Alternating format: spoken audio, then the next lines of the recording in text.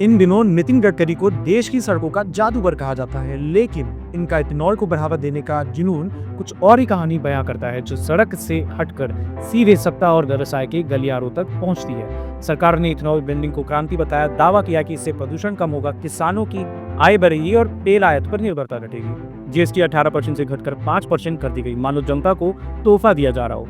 लेकिन इस तोहफे का असली हकदार कौन है? जहां एक तरफ पेट्रोल की कीमत टस से मस नहीं हुई और गाड़ियों के इंजन में खराबियों की शिकायत आने लगी, वहीं इस पूरे खेल का असली फायदा गडकरी परिवार को मिला। गडकरी के बेटे निखिल गडकरी द्वारा संचालित कंपनी CIAM, जो कि परंपरागत रूप से इथेनॉल निर्माता कंपनी नहीं थी, 2024 में क्षेत्र में उतरती है। और कमाल देखिए, ठीक उसी समय सरकार इथेनॉल को बड़े पैमाने पर बढ़ावा देना शुरू कर देती है। नतीजा, CIAM का राजस्व टर्नओवर 28 गुना बढ़ जाता, मुनाफा 100 गुना। कंपनी के शेयर की कीमत जो कभी 40 रुपए थी, ये छल पर 650 रुपए की पार चली जाती है। ये सिर्फ सहयोग नहीं है, बल्कि एक सोची समझी रणनीति लगती है। ये एक ऐसा खेल है जहां नीतियां इस तरह से बनाई जाती है कि उनका सीधा फायदा सत्ता में बैठे लोगों के पारिवारिक व्यापार को मिले।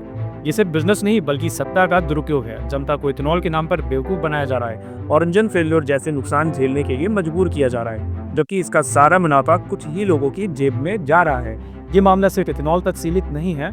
ये 11 पैटर्न दिखाता है कि कैसे भारत में अमीर और ताकतवर लोग अपनी सत्ता का इस्तेमाल कर खुद को और भी अमीर बनाते जाते हैं। जनता को सिर्फ लुभावने वादे मिलते हैं, जबकि असली खेल पर्दे के पीछे खेला जाता है। पैसे देखिए, लगता है कि देश में पैसे का खेल सिर्फ एक ही दिशा में चल रहा है, अमीरों से अमीरों की तरफ, और बाकी लोग बस इस खेल में तालियां बजाने के लिए हैं।